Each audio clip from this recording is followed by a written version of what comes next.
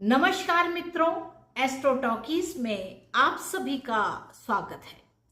जैसा कि आप सबको पता है कि मंगल देव अब राशि परिवर्तन करने जा रहे हैं।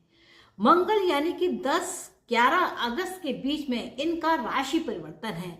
यह मेष राशि को यानी कि अपनी स्वयं की राशि को छोड़ करके यह शुक्र की वृषभ राशि में प्रवेश करने जा रहे हैं।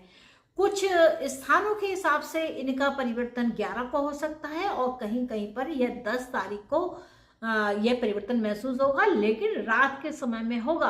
क्योंकि ये जो मंगल देव है, अगर देखा जाए एग्जैक्टली अगर देखते हैं दिल्ली के स्थान को लेते हैं तो 9:43 पर यह जो मंगल देव है वह वृषभ राशि में प्रवेश कर जाएंगे।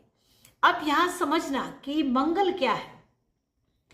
मंगल आपकी फोर्स है, मंगल आपकी ताकत है, मंगल आपको भूमि को बताती है, मंगल आपके भाइयों को बताती है, मंगल आपकी सेना को बताती है और मंगल आपके बल पौरुष को बताती है। तो यहाँ पर समझना कि मंगल क्या क्या प्रतीक देते हैं।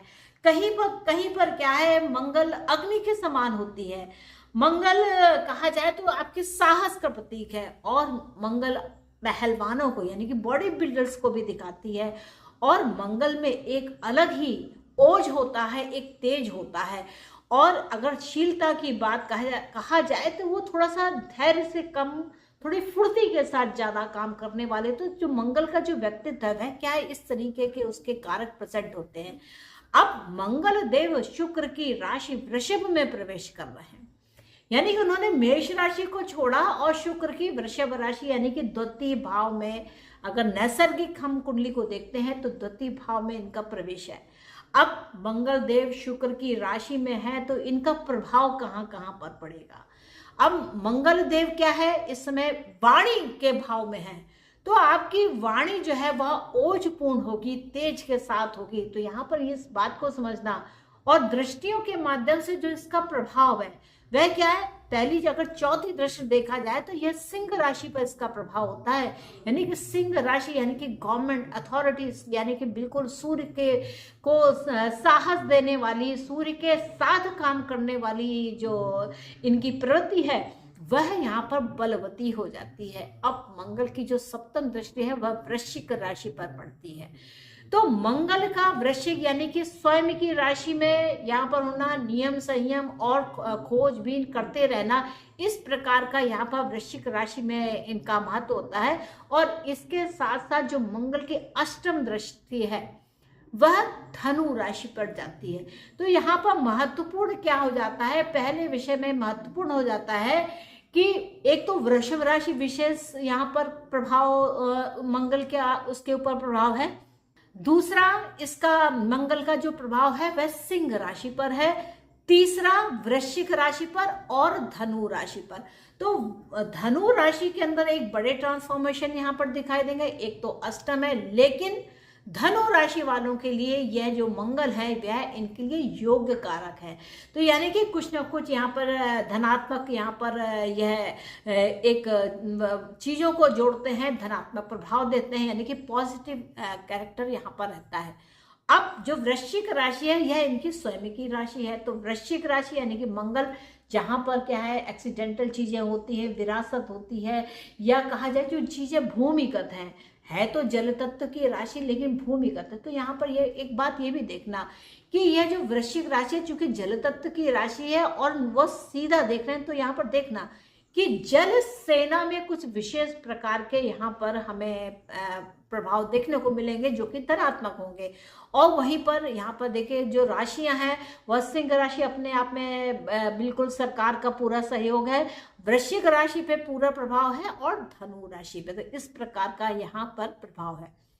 अब यह जो मंगल देव हैं जब वृषभ राशि से गोचर करेंगे तो विभिन्न प्रकार के नक्षत्रों से भी होकर के निकलेंगे। तो यहाँ पर जो नक्षत्र का प्रभाव लेंगे वह 3 नक्षत्रों का प्रभाव लेंगे। एक कृत्तिका नक्षत्र का प्रभाव लेंगे जिसका स्वामित्व सूर्य के पास है, यानी कि सूर्य में अथॉरिटीज, गवर्नमेंट अथॉरिटीज, सरकार के पास है। और कृतिका नक्षत्र, रोहिणी नक्षत्र यानी कि चंद्रमा की, जहां पर मंगल आरूढ़ होकर के काम करना चाहते हैं, और मृगशिरा नक्षत्र। इस प्रकार इनके नक्षत्र की यात्रा होगी।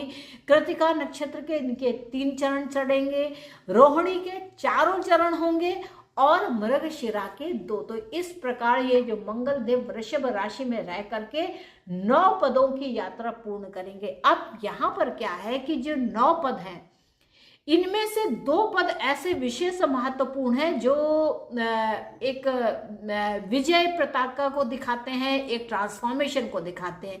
तो जो इनका षष्ठम अंश है, यहाँ पर महसूस करना कि सितंबर के महीने में 8-9 सितंबर के बाद से लेकर के 15 सितंबर तक का जो समय है वह रोहिणी नक्षत्र का 3य पद होगा। और मिथुन राशि पर इसका नवमांश की स्थिति देखते हैं तो ये मिथुन राशि के नवमांश पर जाता है।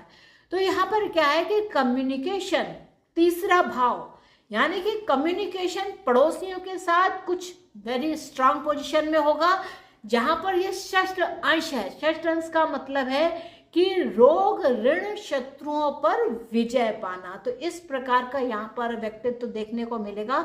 हम इस चीज को देखेंगे और इस चीज के अंतर को महसूस भी करेंगे कि डेट याद रखिए, 8 सितंबर से लेकर के 15 सितंबर के मध्य में शत्रुओं के ऊपर, विशेष रूप से जो पड़ोसी शत्रु होते हैं उनके ऊपर इस मंगल का विशेष प्रभाव रहने वाला है।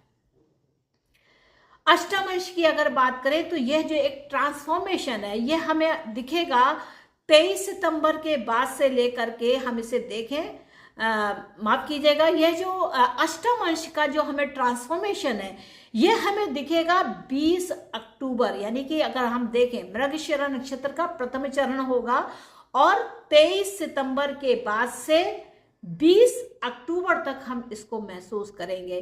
तो इसमें आप क्या करेंगे, इसका अगर आप अष्टम अंश यानी कि एक कंप्लीट ट्रांसफॉर्मेशन की स्थिति आती है तो यहाँ पर गायत्री मंत्र का जाप करना बहुत ज्यादा लाभदायक रहेगा। दुर्गा का पाठ करना, उस समय तक नवरात्रि भी होंगी तो उस समय पे दुर्गा पाठ अगर करेंगे तो निश्चित रूप से इस मंगल के बहुत ही ज्यादा पॉजिटिव रिजल्ट्स मिलेंगे। यहाँ पर आप भूमि दान कर सकते हैं और गया में श्राद्ध का भी यहाँ पर एक बहुत ही सुंदर फल है। साथ साथ में क्या है कि प्रयाग में माघ मास का अगर हम स्नान करते हैं तो भी इस अष्टम अंश से यहाँ पर मुक्ति मिलती है। तो इस प्रकार का ये कुल मिलाकर के प्रभाव रहेगा। और मृगशिरा नक्षत्र का जो द्वितीय है यानी कि 9वां जो इसका अंश आता है वह 15 अक्टूबर तक रहने वाला है। यानी कि ये जो मंगल देव की यात्रा है इन 9 पदों को लेकर के, यानी कि कृतिका नक्षत्र का द्वितीय, कृतिका नक्षत्र का 3य चरण, कृतिका नक्षत्र का 4था चरण, रोहिणी का 1ला, 2रा, 3रा और 4था चरण, साथ मृगशिरा का 1ला और 2रा चरण। तो ये जो पूरी यात्रा है इन मंगल की वृषभ राशि में जो यात्रा है वह इन्हीं नक्षत्रों से होकर के लेगी। और इन नक्षत्रों की जो स्वामित्व है यानी कि सूर्य का स्वामित्व, जैसे कृतिका का सूर्य है, रोहिणी के चंद्र है और मृगशिरा के मंगल है। तो यहाँ पर ये जो इनका प्रभाव है विशेष रूप से बहुत ज्यादा इन्हीं को लेकर, क्योंकि सूर्य और चंद्र तो अपने आप में राजा और रानी है, साथ में जो मंगल है वह स्वयं का प्रतीक है। तो यहाँ पर सूर्य, चंद्र और मंगल की प्रतिभा रहने वाली है। यानी कि 11 अगस्त से लेकर के 15 अक्टूबर तक का जो समय है यह मंगल वृषभ राशि में रहते हुए सूर्य, चंद्रमा और स्वयं का अपना प्रभाव देते हुए यहाँ पर राशि को प्रभावित करेंगे।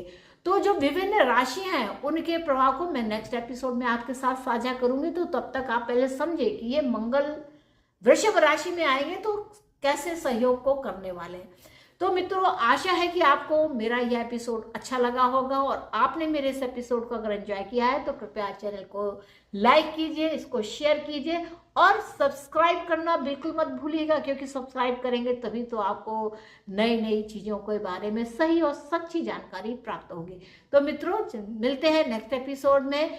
मंगल के राशि परिवर्तन को लेकर के उनकी विभिन्न राशियों पर क्या प्रभाव होने वाला है उसको देखते हैं।